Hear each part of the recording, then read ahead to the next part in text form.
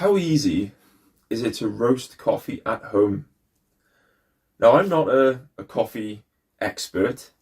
However, I've dabbled a little bit over the years in roasting coffee, in grinding coffee, in tasting coffee. I'm probably what you would call, amongst normal people, a bit of a coffee snob. But compared to people like James Hoffmann, for instance, I'm a complete utter noob. A bit later on, you'll see my coffee setup, the things that I have, and they are probably closer to the budget end of what's available out there. However, what I do hope to show is that it is possible for you to be able to get some home roasted coffee, to an acceptable standard, I would say, to the general public, because I think every time I make coffee for my friends, for family, for anybody who visits, they all go, "Ooh, that's a nice coffee." And it's probably because they are just normies, as it were. They're not people who have, who really understand much about coffee, and they will regularly kind of tell me, "Oh, you got a lot of stuff, a lot of coffee things. You seem to know a lot about coffee. You seem to be a bit of a snob, a bit of a geek." And actually, when it gets down to it, and I talk about different things that I've learned, you can see their eyes start to glaze over. So I don't. Perhaps it's not a fair kind of benchmark to uphold. And so some of you watching it, and obviously people like the famed James Hoffmann or James Joffman, as in the meme version, would say, probably underwhelming coffee. It's probably not great coffee. The grinder I use is a Krups grinder. That's Krups, not Crufts. It's not for dogs. It's a Krups grinder. I think it's a ceramic burr grinder, and there are various settings on it, but it cost me about £40-50. And and I think the reviews on it aren't amazing. But I'm quite careful with reviews personally, because some reviews are, now, if the reviews are that it doesn't work, that it doesn't do what it's meant to do, then yeah, it's a bad review, and I would listen to that. But if the review is basically like, "Oh, it doesn't make as nice coffee as this £3,000 thing," I'm less bothered by that. Because, as we know, coffee is an acquired taste. And I think that that once you've acquired the taste for coffee, you then acquire different tastes for coffee. And I went through this myself, where I had already acquired the taste for coffee through the medium of instant. But then I reacquired the taste for coffee through the medium of espresso. So I remember, it sounds silly, but Costa opened up in Aberystwyth. Until 2009, there was no Costa in Aberystwyth. There was no main sort of proper coffee shop. There was a proper coffee shop, but they were all independent. But so Costa wasn't there. I went into Costa, and all of a sudden I was met with all of these different options of coffees. So I decided, let's get a cappuccino. So I had a cappuccino. It was pretty nice, tasty. I think I'd had a cappuccino before. Because I was going there quite regularly, because I was going there for the purpose of work. I worked with a person who needed a coffee regularly, and I went with them. And so every time I ordered a different coffee, and I started off getting a macchiato. And I don't mean the stupid things that you get in Starbucks. I mean a double espresso topped up with foam. Not to be confused with cappuccino, which is double espresso with hot milk and foam on top. Although I think there's debate over that. And I might just leave that to the comments, if people correct me, because I think a latte is also something like that. But I think there's something to do with the length of time that the amount of milk that is added to a latte compared to the amount of milk that's added to a cappuccino. Yes, anyway, so I had this macchiato, which was very strong for me at the time, but I liked it. And I think the frothiness of it as well just made it even better. And then I decided to go for a cortado, which I like less because it was milkier.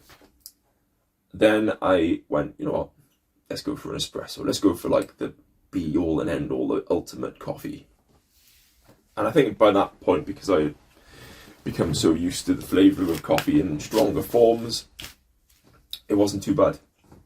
You know, people who've never really drunk coffee past instant with milk and sugar, you know, when they taste espresso on its own, they find it very overwhelming.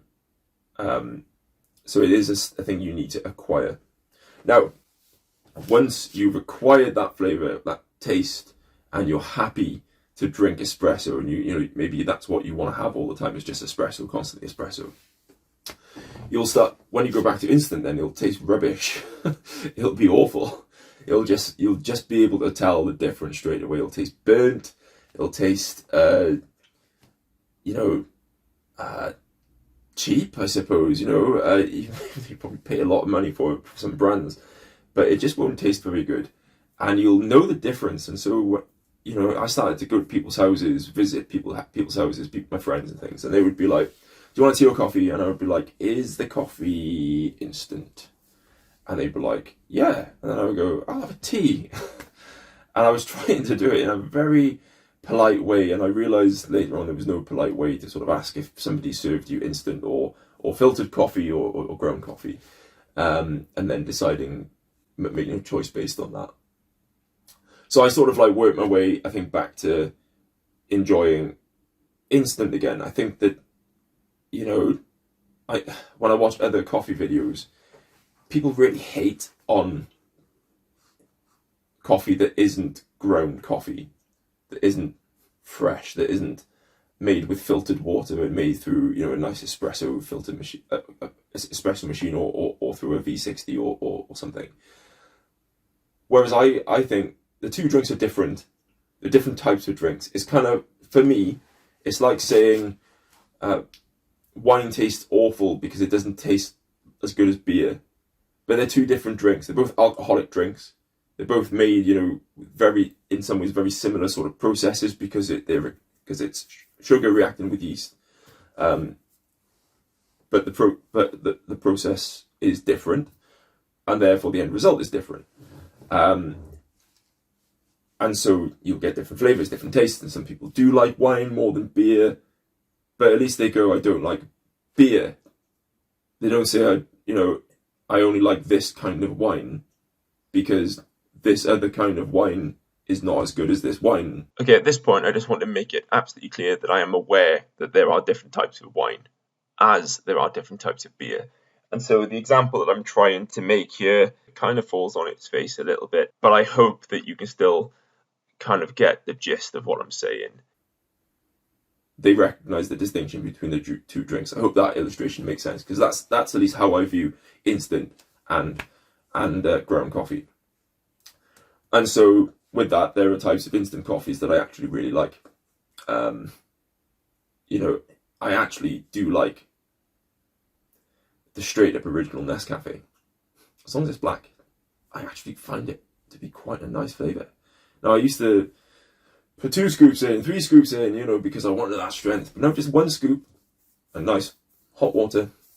I don't think it really matters if it's filtered or unfiltered too much. Depends on where you live.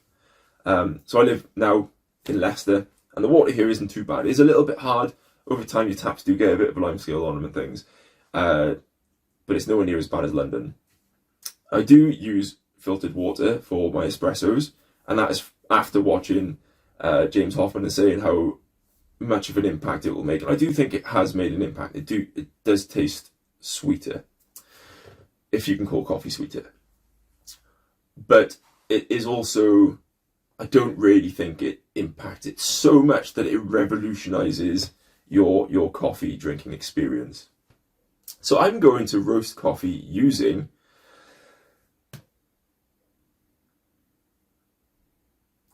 that actually turned out to be quite a long pause. It's not actually that suspenseful. I'm going to be using an air fryer. I searched some video the other day on how to what was I doing? I was actually looking at a video on how to freeze dry your own coffee without using a freeze drying machine. And I ended up watching some short TikTok that came up on Google of a guy roasting coffee using an air fryer, and I thought, I've got an air fryer, maybe that'll work. Now he used it, but he took out the sort of he had a similar kind of one to me. It was just just a small single basket thing with a wind-up dial. But he took the frying basket out because he said that the beans would fall through the holes in it anyway. But the holes in my basket are actually quite small, so I think that I can leave the beans in the basket, and below the basket there's a gap, there's a space, because the basket doesn't sit flush to the bottom of the container.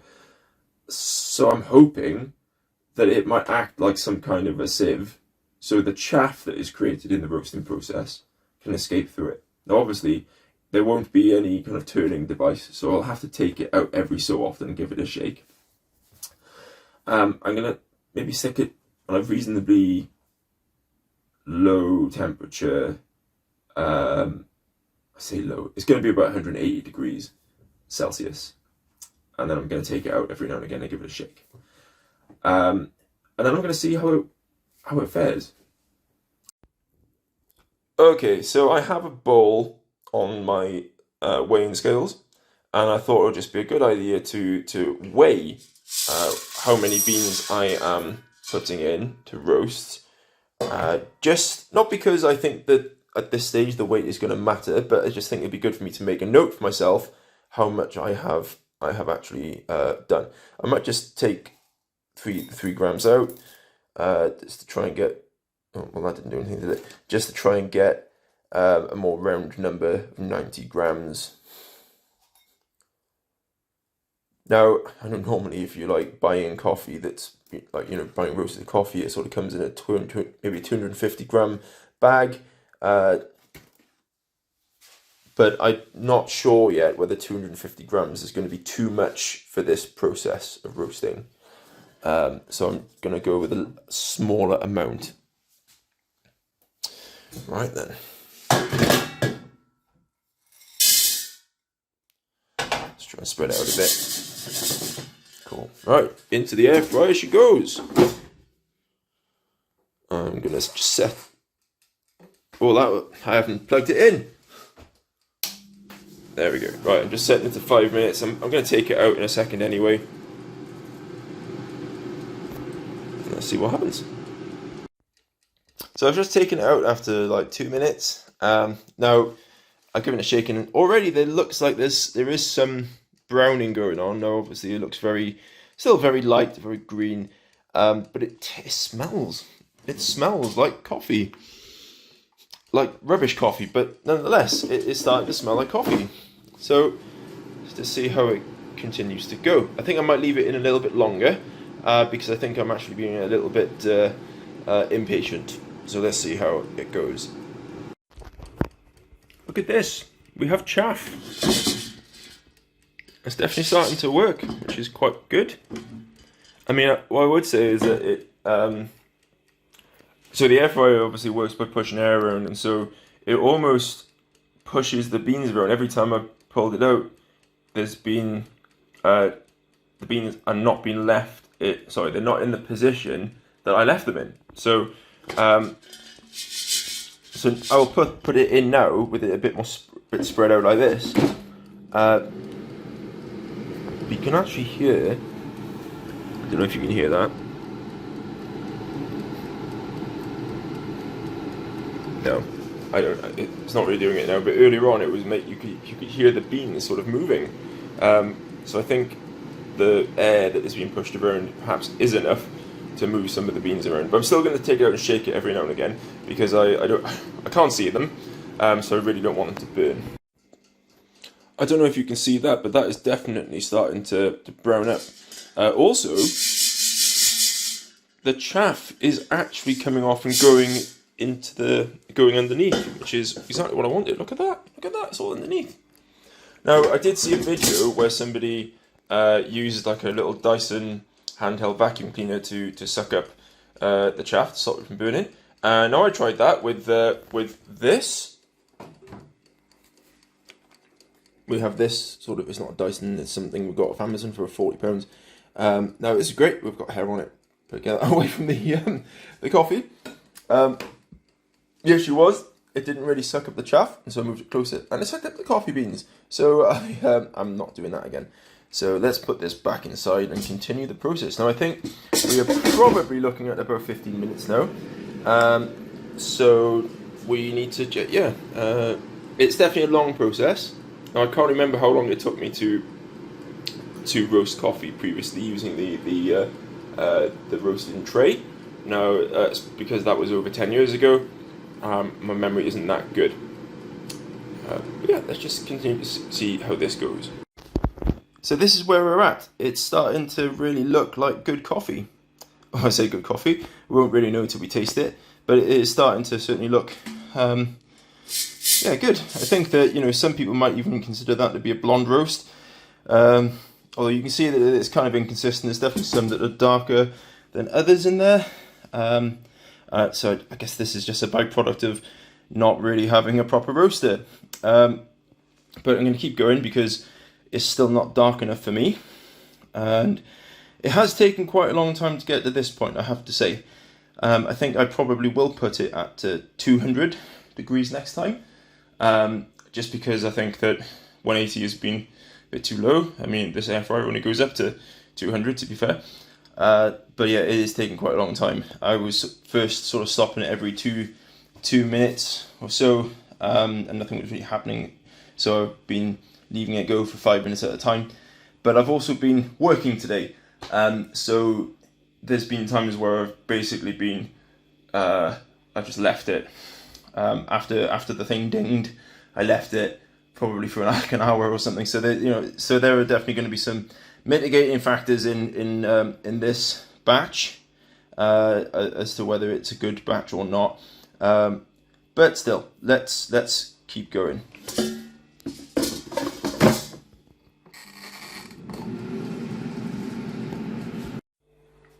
Hello, so it's a new day. In fact, it's the following day. So I feel like I successfully roasted some coffee yesterday. So this is what it looks like. I feel like that's quite a success based on how it looks. Now I've already ground it. I've measured out 30 grams and I've already ground it up. So I'll show you that now. So this is what it looks like ground. Now I have to say I do have it on a reasonably, it's sort of caught. Now this will be the issue with the Krebs thing. So I think I've got it on quite coarse for the Krebs machine, the Krebs grinder, but it looks okay. So I'm gonna brew an espresso with it, and just see how it goes. I'm gonna drink the espresso. And then after that, if it seems okay, then I will try it again with an Americano as well. But first things first, espresso. So this is the espresso. Just going to give it a bit of a stir. I haven't done that yet. Great, straight over the top. As you can see, it has made a crema. Just tasted the spoon. It tastes okay. So let's actually go taste it. So here I am with the finished product in my nice little Cornish espresso cup. Fortunately my camera is fixed, so I can't really show you what it looks like. Maybe I can tilt it a little bit, there we go. It is the same coffee that I showed you earlier. Now, first impressions, I feel like it's successful based on what I what I can see. Now I did taste the spoon after I stirred it, and it was the immediate flavour was good. But I have to say the aftertaste isn't so good. Now it may taste different with some actual liquid rather than just the residue that was on the spoon. But I still have the taste in my mouth, and it tastes a little bit underdone. Still has that kind of unroasted flavour, I suppose. But let's give this a go. Cheers. I'd never say cheers when I'm having a coffee.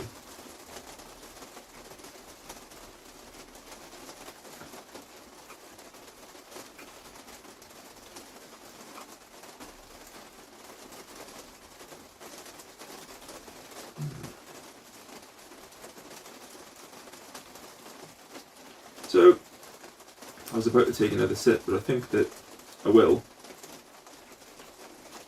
I don't hate it, which I think is a win, considering I roasted these beans in an air fryer.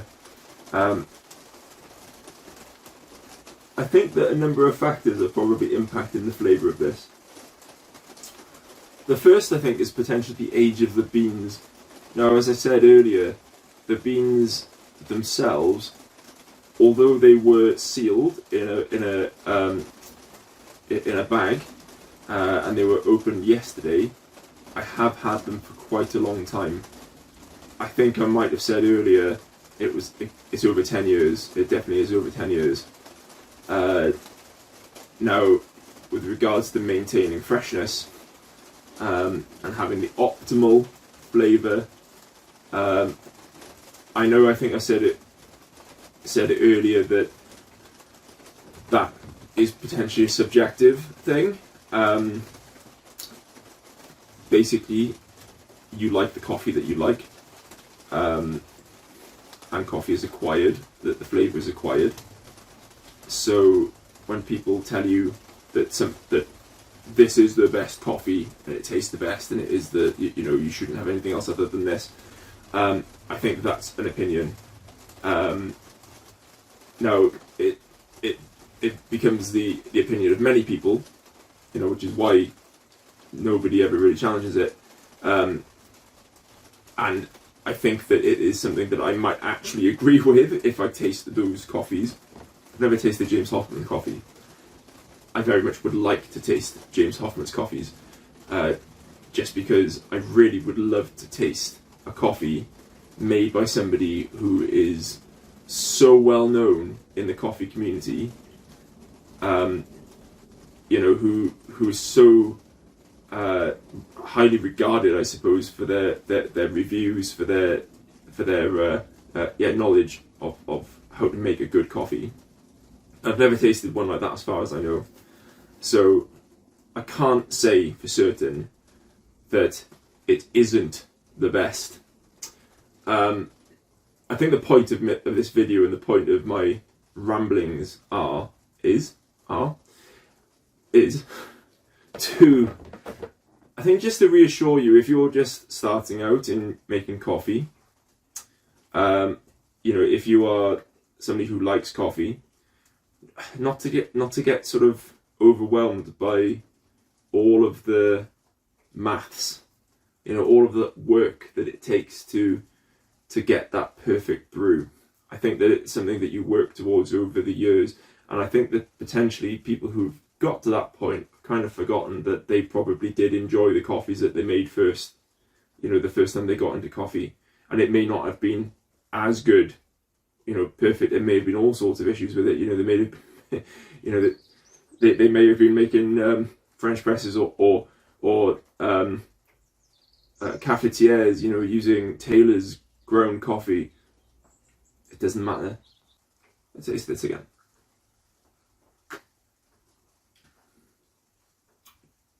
Yeah.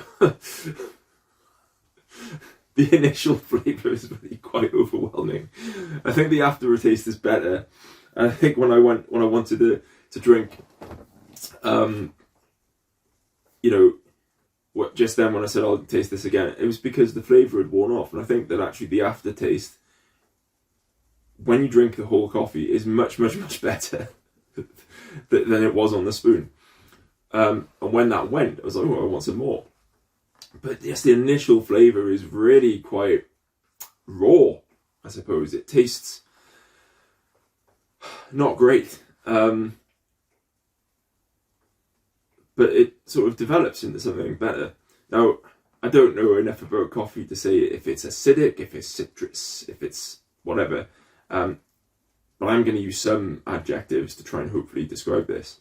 Not that it will be that helpful to you, because you're not going to be able to replicate this, because you don't have the same beans that I have. I don't even really know where they're sourced from. You know, you're not going to be able to...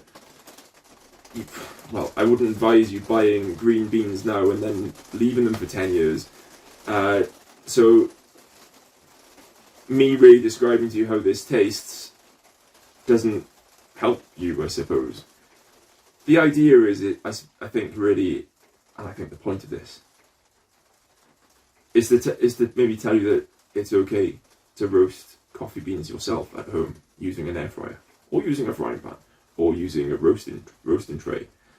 However you manage to do it will potentially produce results that you might be satisfied with. It may not be commercially successful, so I wouldn't advise making it and selling it, but I think you'll be able to make roast coffee and be happy with it. And I think that, bearing in mind, this is the first cup that I have made, or rather, this is a cup made from the first batch of coffee that I roasted. I only roasted 90 grams of a very large bag. I think it was a kilogram bag.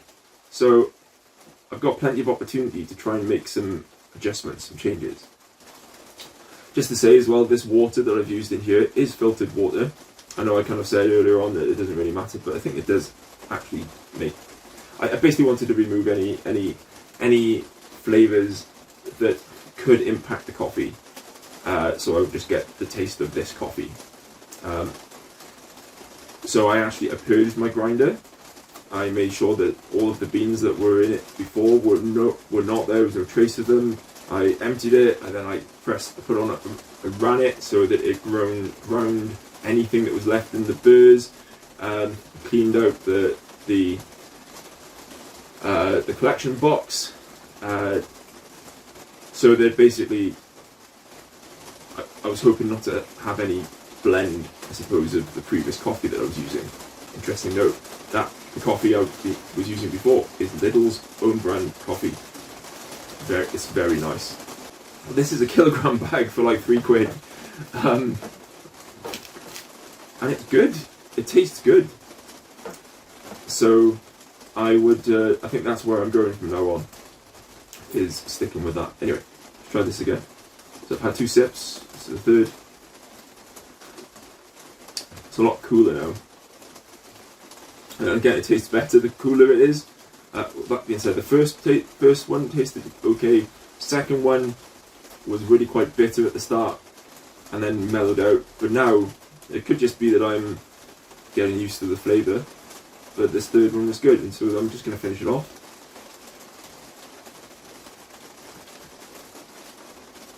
Yeah, I think it's starting to get kind of smooth. I would definitely keep drinking this.